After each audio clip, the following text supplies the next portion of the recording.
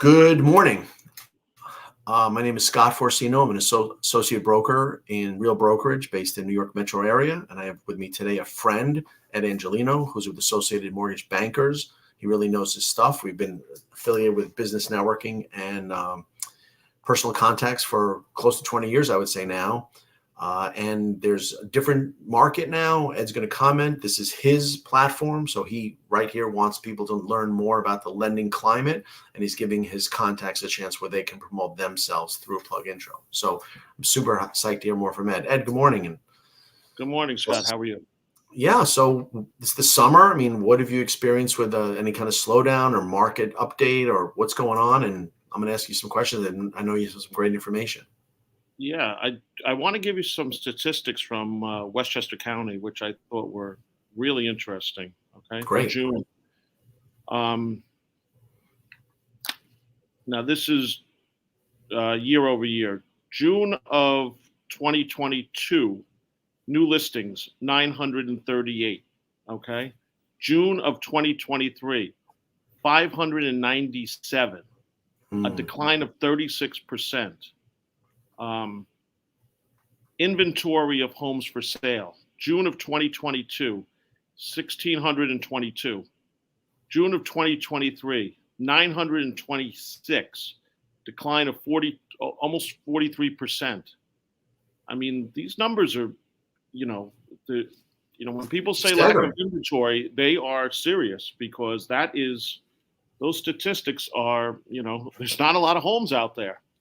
And why do you think that is? What's your reasoning? Why is that? I believe most of it is because they don't want to sell because they have anyone who has a rate in the threes doesn't want to sell.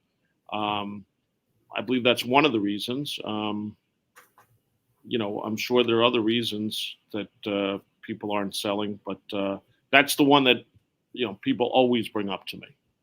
Yeah.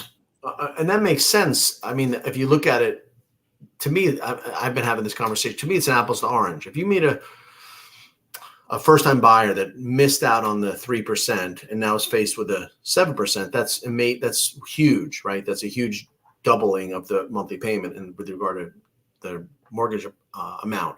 However, Ed, this is the part that makes me crazy. If someone bought the house in 2016 and or 2011, they have massive equity. Why are you complaining about a higher payment? Because you're playing with the house's money. You didn't earn that money. You didn't go to work and save it. You slept in the house and you changed the light bulbs and you made money, tax-free according to the government. So what is that point ever said to by you guys and realtors that you're not spending your money? You didn't make this money. Yeah, you bring it up all the time, but they look at rate that they have versus rate that they're gonna get, But well, I mean, I think it makes sense. It's always the same thing. Where am I gonna go? Where am I gonna go? Look what I'm gonna spend. I think for someone downsizing, I don't think the rate should matter because you got equity in your house. You're gonna buy a lower priced house or smaller house or condo or whatever it may be, and your payment's going to be probably lower than where you're coming from because most likely you're going to go to a lower tax bracket, and that's where it would make sense to convince people. Now I'm not the one convincing them. Obviously, it's a realtor, but they have to give them the argument like you gave that. The equity is there, unearned equity that you have, your good amount of equity. Right. But, I don't think the realtors, I mean, I'm one of them and they're going to hear this. I don't know that they lead with that point because it's really almost not appropriate to tell someone to spend, how they spend their money. But I think. If it's someone that's thinking about selling, but is not fully committed to it, you can give that as a valid, argument that you should sell, So I think you should bring it up. Sure. I know. I'm not sure realtors do, and that's where they could use that kind of insight, but you made two other points that are amazing. Whatever you said, that there's not a lot of inventory and the rates are up, those are going to stay. That's not changing. So if you don't want to sell now, For now, it's not changing. so you say, I mean, there's talk of fives, there's talks of six, but it may not appreciable change, and that other crazy stuff isn't coming back. So if someone has a problem, I can understand when someone, I had a seller goes, where am I going to go? I said, that's not the question. If you don't go now, you think this is going to get better? I mean, when is it getting, this is it. There's not much inventory and the rates are not going down for the foreseeable future, probably the end of the year. No, so that means we're just that's not that far away actually in our, right, world. 6 months is not really that. It's not even. It's 4 months. We're almost in August. 4 months. All right. Let's say it takes till the beginning of next year. So that isn't really that long a time. But there's also life events that happen to people that they have to sell. Right, births, deaths, that sort of thing. But we're not. It's not enough to overcome the lower numbers that are there. So, I mean, what innovative strategy do you work with agents and buyers? Because you work really only for buyers. Do you suggest that they could make their offer sound better, or to have a lower monthly payment? Has that conversation come up with you and your referral partners and clients? Yes. I mean, the biggest thing to overcome is, when you have multiple offers, which is many of them, 4 or 5, we say go in with instead of a pre-approval letter, go in with a commitment letter. Okay. So that has worked for multiple people that we've had. It's just convincing them, to do it, and it's the easiest thing to do. It's a commitment letter subject to a property. And that usually convinces the seller to take that offer. It's going to be better than anything other than a cash offer. So.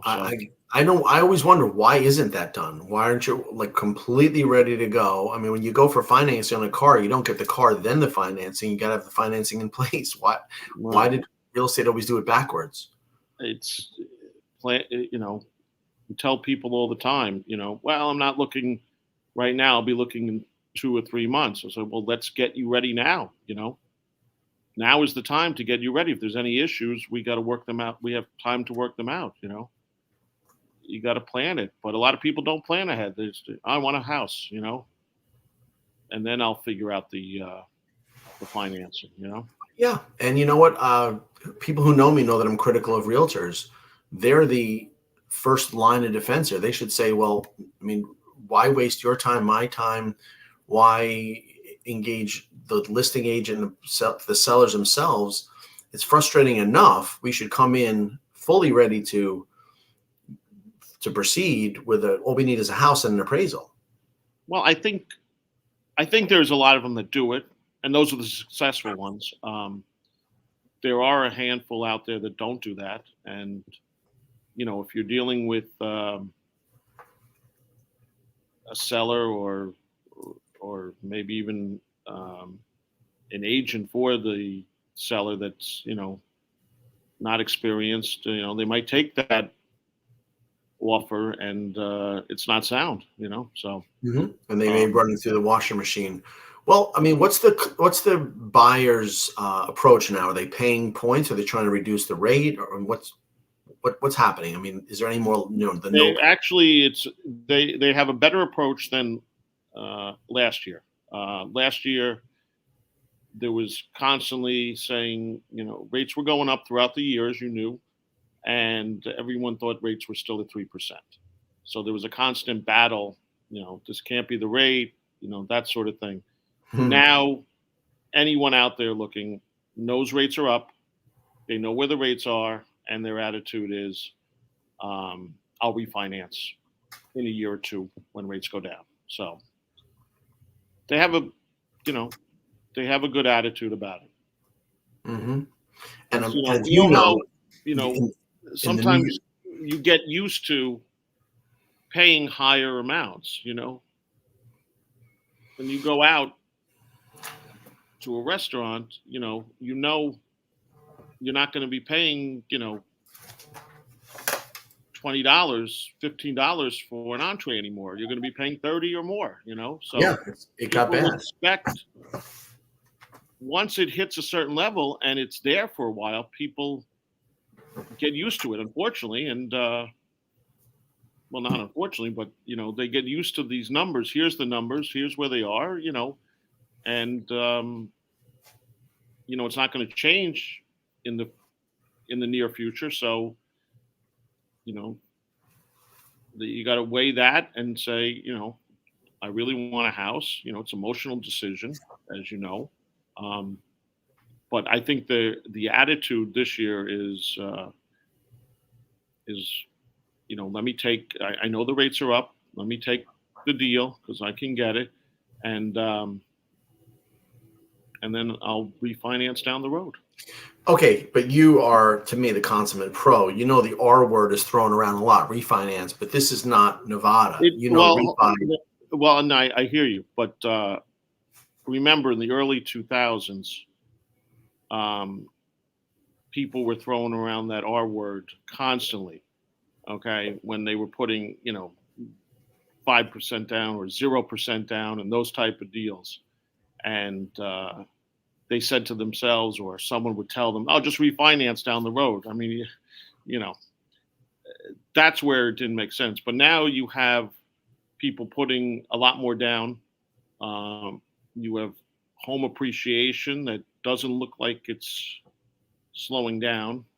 What do you think about Well, that? I mean, You think it didn't top out? You think this is it? You're still going to see maybe not double digits, but that's an issue because let's pretend for this little minute that the house price, the next appraisal under refi is not more. Now the LTV is the same, and in New York you're paying lawyers and you're paying mortgage tax, and it takes time. well, It's the time and the money. you gotta In save a New them York, the mortgage tax with a SEMA, you know. So that's where it comes in. right? And that takes time. So now we're talking about water. It's not well. But It takes we've time, been but through not as this. long as it used to. Ed, you were saying that you think prices, or you're hearing that prices are increasing still a little bit. Slightly, yes.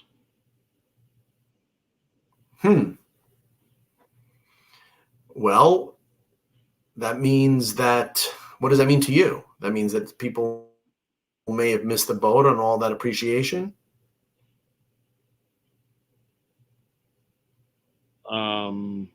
As far as what time frame are we looking at? As far as when they would have bought? You're Talking right about now. 2 years ago? Mike. Yeah, here's a question: why didn't people sell when it was the lowest rates in decades?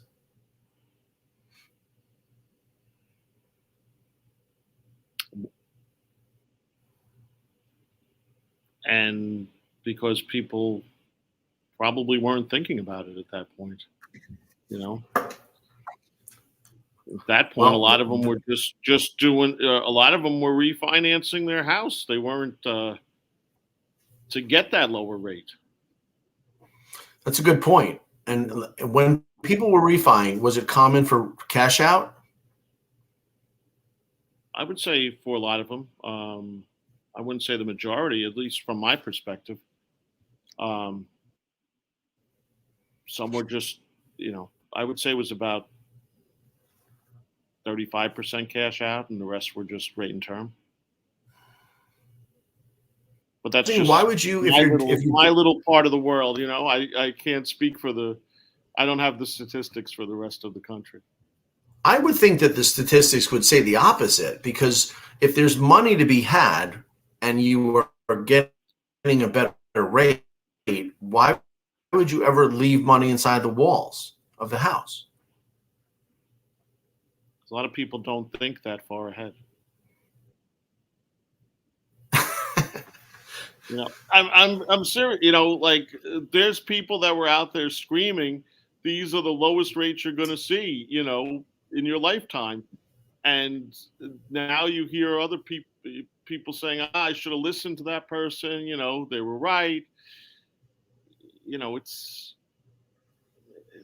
all relative. It's all people, telling people, here's what you can do. There's money available to you at a low rate. Take it out of your house. You have appreciation there. You have equity, but it's a matter of trying to convince people of that. It's not a matter of some people are locked into thinking, I don't want a higher mortgage. I want a lower mortgage. I want to get out of this in a certain amount of years. So yeah, you're right about that. There's still this half a century old theory of paying your house down. Right. I mean, they should have, taken that money. If you were doing a cash out at those low rates, you should have taken that money. If you have a lot of credit card debt, pay that off.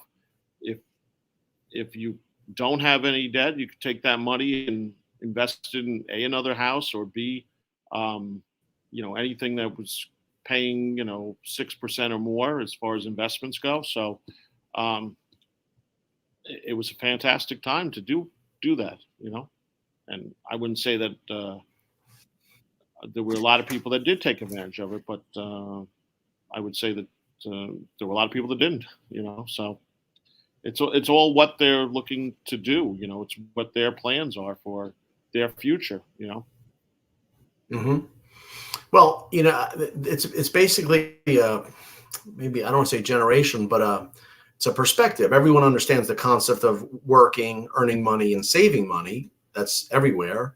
But equity in a home might never happen again. It might be a very fleeting thing. I mean, there were decades from the 30s and the 40s that prices did not go up in America. So, and there's also areas that didn't go up, and there's other places that went up like crazy, certain counties. So the concept of equity is like possibly a temporary visit from the heavens. You know what I mean? It may be not something that they were planning on. It happened, and people just were, I think they were boasting at cocktail parties, oh, my house is worth this, but not doing a damn thing about it. I think you're right. Yeah. So. Right. And, and that's the problem with the real estate industry, is that the people in the real estate world are as an on-demand or an as-needed professional. It's not a financial planner that's staying with you for life, that could have easily, looking at those conditions, someone uses you, Ed, as the plumber. I got a leak. I need a plumber. I need a loan. I'm calling Ed. Well, I think realtors should develop themselves as, obviously, we hear those words all the time, trusted advisor, and, make yourselves that available to your client, whether they're selling their house or not. They should be asking these questions and guiding them about appreciation, about all the things that you were talking to them about. Here's your options, but I don't think a lot do. I think, and we're on the point of a trusted advisor. The problem with trusted advisor is a few problems. They're not paid to be a trusted advisor, so it's hard to do that. And the bottom of the license says salesperson. They are in this for sales. They're not in this for counseling. They're not in this for and they've never even taken this training. So you're asking people who've never studied this economic condition or opportunities to engage in that activity for almost certainly no compensation, because then you got to put your sales guy hat on. I mean, in an industry that talks about overcoming objections, isn't that the exact opposite of trusted advisor?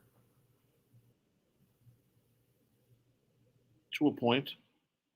I wouldn't say fully, but to a point. I You think know, entirely. what when If you someone, say, I want someone's to looking to wait a sell a while, house, I'm not talking about when someone's looking to sell a house. They're not asking their realtor, or their realtor's not telling them, "Hey, I think you should move the furniture this here, or take this out," or there's always going to be guidance that the seller is looking for, and that the realtor is going to give them. So I don't necessarily agree that correct, but that's on they're the not as giving them information. needed basis. Right, Ed, but that's in the as needed basis. They're not around, other than they're in a possible sale that people, right? You know what I mean? They're only involved when someone calls them or they reach someone for a transaction. The realtors are entirely transactional. I hear you, but they also keep in touch with their past clients or future clients, emails and that sort of thing. And then, those people call every once in a while asking for advice, which they're going to give them. They're not going to tell them no. So there's still that relationship there. If you're a good realtor, you're going to have that relationship with people, and you're going to consistently keep up with your past clients and future clients. Yep. I agree. That's ideal. But that's not the case, is what you're saying. Yeah, it's ideal, but when you're always on the treadmill of a sale or putting out the fires inside a deal, there's the system in the deal. You're right. We were talking about refinancing. We're talking about the strength of buyers. I mean, a seller who has equity is a much stronger buyer, and they should not be worried about the payment like others have been. Right, because you're gonna most likely take the difference, the proceeds, which is going to be larger, and you can have a pretty large down payment on the next property. So you're 100% right. Great point. Let's pretend, and on $100,000, if it goes from 3 to 6.5, that's what, a few $100, 300 or so. 300 or so. We don't know. I'm sorry. From 3 to 6, under $100,000, from 3% to 6%. What's the difference in that payment? It's probably close to $200 on 100,000. Okay, so $200. $200 times 12 is $2,400. So in 5 years, we're talking about $10,000 or $12,000, and your house just went up $200,000 in equity, right? Right. And if you want to double, triple that for 200, 300, you're at $35,000. When people were paying before 35 over asking, they just bought you 5 years of a higher interest payment. Yep. All right. Well, I think we did a great job today, Ed. We're having a little bit of technical, but make sure your audience sees this. So our plan is to build a business group around you and your agents. We'll do our work on our end. And if you can, just invite more people. It's yours. This is your platform. And I appreciate all the insight. I love to talk to a pro.